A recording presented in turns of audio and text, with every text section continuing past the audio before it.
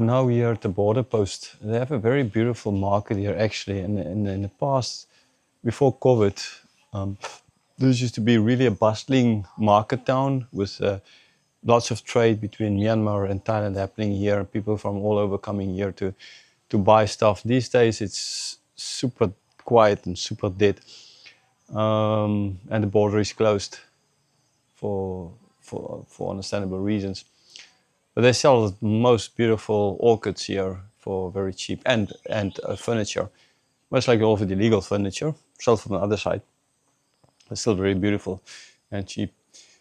There used to be as well a very beautiful lake here, but I guess since the whole town is dead, there's no point in keeping the lake as well. So there's a little bit of drops of water here and there. The previous verse ended with them going out to fish and not being able to catch anything. Now, if you in the past tried catching here when there was water in it, some fish, you might have seen people here catching fish.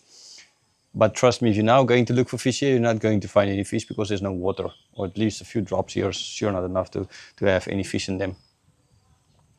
Okay. So yeah, that's kind of why we are here at this non-lake then. Verse 4, just as day was breaking, Jesus stood on the shore, yet the disciples did not know that it was Jesus. Okay, so at the sunrise, Jesus was there, but they didn't know it is Jesus.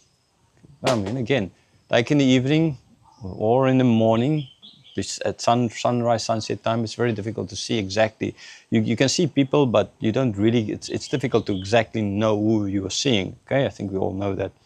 Verse 5, Jesus said to them, "Children, do you have any fish?"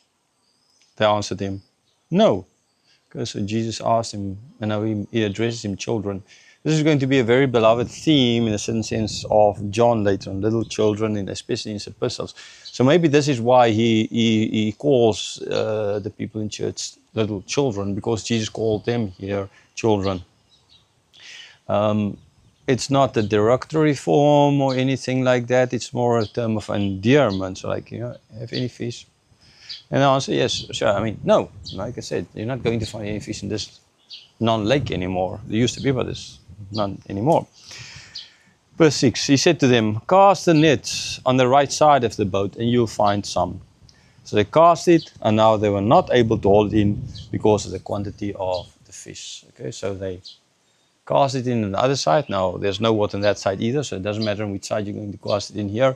You're not going to catch anything. But now in this case, so they cast it on the other side as Jesus, and they didn't know it's Jesus yet. Maybe they kind of had the feeling because this has happened before, right? Earlier in the ministry, when they as well busy the whole night, couldn't catch anything, Jesus told them to throw the nets on the other side.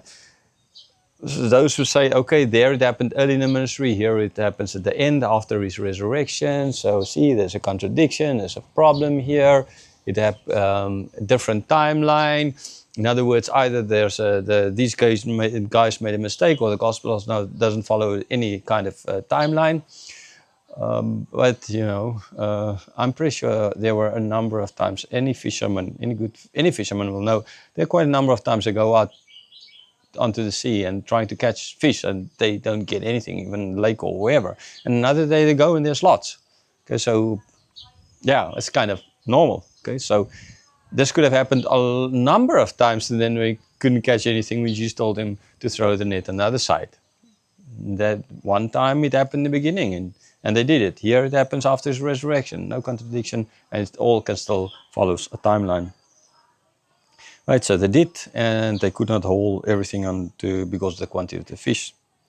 Verse 7, that disciple whom Jesus loved therefore said to Peter, "It is the Lord." When Simon Peter heard that it was the Lord, he put on his outer garment, for he was stripped for work, and threw himself into the sea. Okay, so John, the one to recognize him immediately, because I think John put the stories together, maybe the voice as well, but all of these things he put together, and he came to the conclusion that this is Jesus, the Lord, not Jesus, the Lord. A different way how they speak. Then Peter, like Peter's always, like running to the grave, like always speaking out.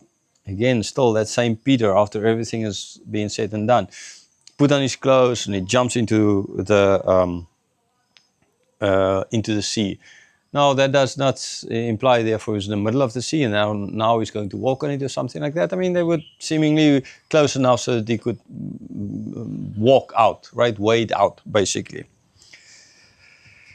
But understandably, as well, the fact that we had to, the fishermen, they were not going to work through the night dressed in full attire, but as well the fact that they're not just outer garments, and so it's sure not winter time, because then it might have been pretty much cold. And we know Jesus' resurrection happened over springtime, and this is now a bit after that, so it's not that cold at night. Verse 8, the other disciples came in the boat, dragging net full of fish, for they were not far from the land, but about 100 yards out. So the others came, they didn't jump as well out and left the fish there, right? They, practical, Peter less so, drew out the fish, and this is, like it says in the verse, they were not very far, about 100 yards off. Now, I'm not an American, I have no yards, how many meters that would be, so you guys can go and search for that. Now let me search quickly how many 100 yards. It's like, okay, so it's about 100 yards, about 91 meters.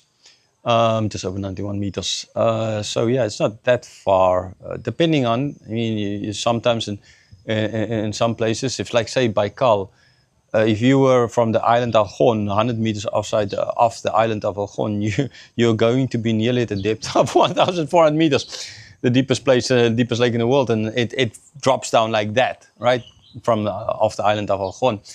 Okay, and but not every lake. Sometimes you can wait in very far before it even starts. The lake starts going deep. So I've not been at the Sea of Galilee. So and anyhow, sand and everything, banks, all these kinds of things through the years will change. But the fact is, they were not very far from the side. So they finished the job, got the fish in, and went to land.